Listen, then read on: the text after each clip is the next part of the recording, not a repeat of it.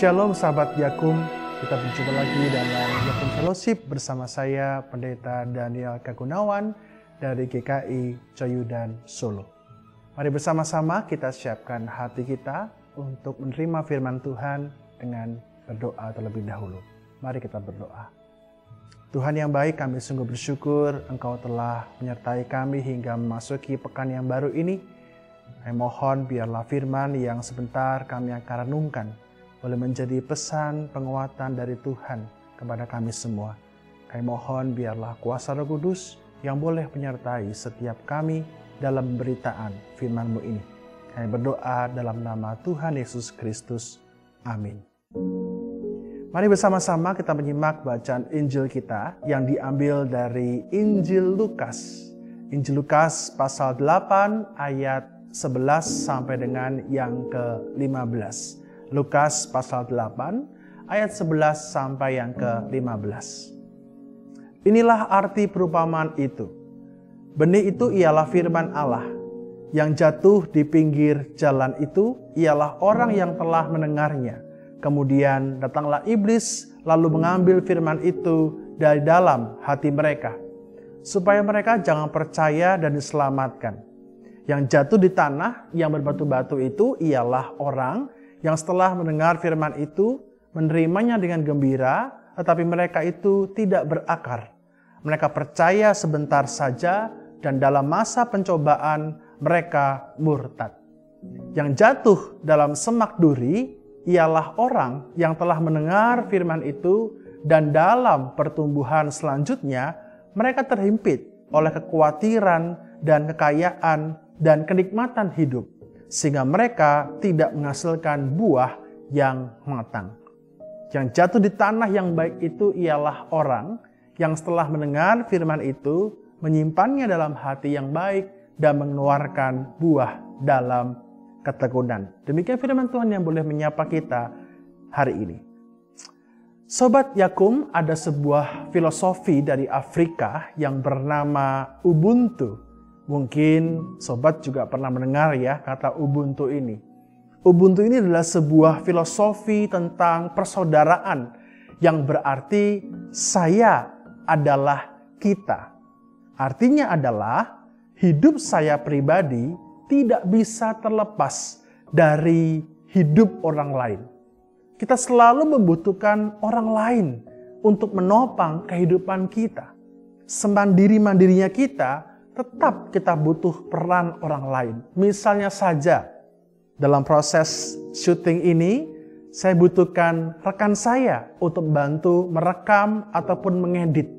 Atau jikalau mungkin saya melakukan secara sendirian dalam merekam proses ini, saya pun juga tetap membutuhkan alat.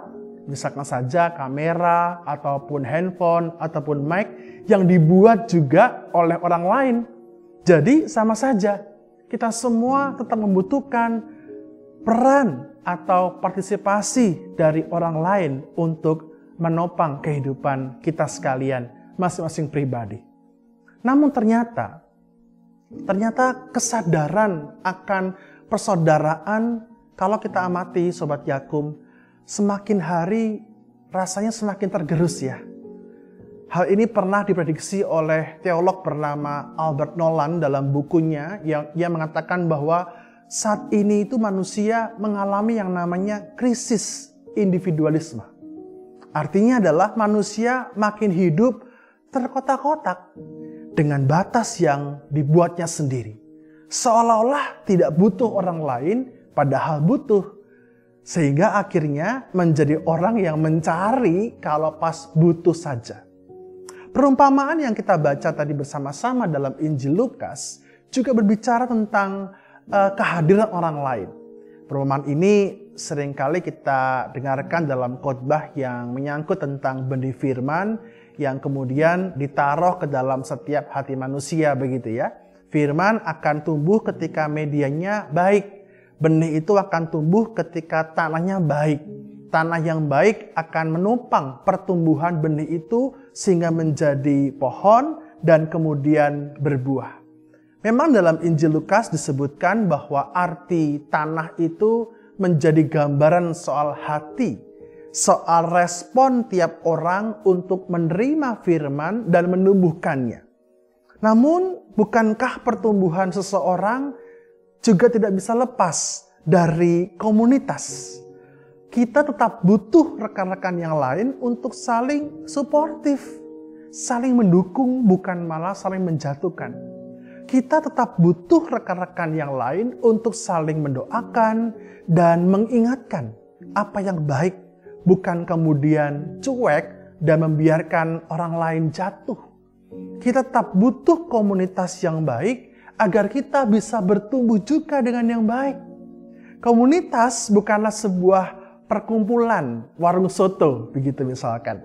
Yang tampaknya itu dari luar itu seperti solid ya, mereka makan bersama-sama.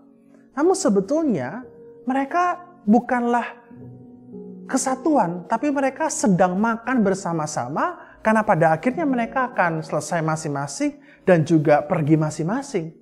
Itu namanya kerumunan, bukan komunitas. Ketika bicara soal komunitas yang menolong kita untuk bertumbuh sebagai ladang yang sehat, maka ini bicara soal kehidupan bersama-sama. Kehidupan bersama di mana di dalamnya terdapat saling yang masing-masing itu memberi kontribusi. Masing-masing itu menyepakati prinsip bersama-sama, berbagi nilai bersama-sama, dan tentu mempunyai karakter khusus. Nah, ketika bicara soal komunitas Kristen, tentu kita mengacu pada karakter Kristus. Khususnya sebagaimana yang Rasul Paulus jelaskan dalam surat 1 Korintus pasal 12 tentang analogi tubuh Kristus. Banyak anggota dengan keunikan masing-masing, mata, begitu ya, mulut, hidung, tangan, unik masing-masing dan punya fungsi masing-masing. Mereka berkontribusi masing-masing demi kelangsungan satu tubuh. Jadi kalau seandainya satu anggota sakit, tentu satu tubuh pun juga akan ikut merasakan. Itulah komunitas Kristen. Di dalam Kristus kita disatukan dan harusnya saling suportif. Nah, bagaimana membangun komunitas sebagai ladang yang sehat agar kita semua dapat bertumbuh seperti benih yang Tuhan tanamkan?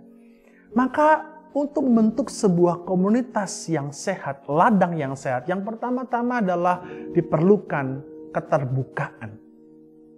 Mulailah dari kita untuk belajar membuka diri. Simple, sederhana Sobat Yakum. Dengan cara apa? Bercerita.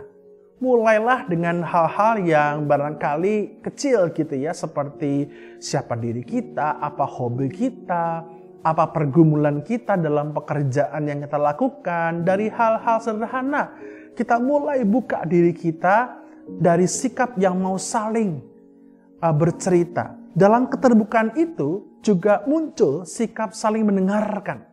Bukan soal cerita kita yang paling penting, cerita orang lain pun juga penting dan perlu kita perhatikan. Keterbukaan juga berarti siap mau menerima keunikan masing-masing orang.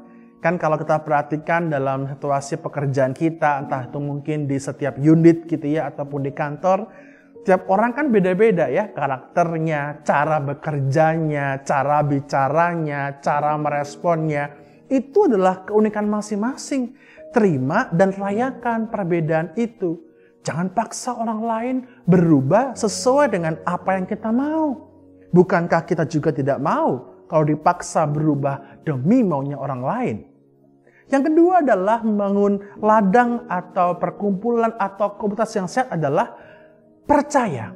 Tadi terbuka, sekarang percaya. Karena dalam keterbukaan akan muncul proses saling percaya. Saat bicara tentang saling percaya, Sobat Yakum, jadilah orang yang dapat dipercaya. Jangan jadi ember bocor.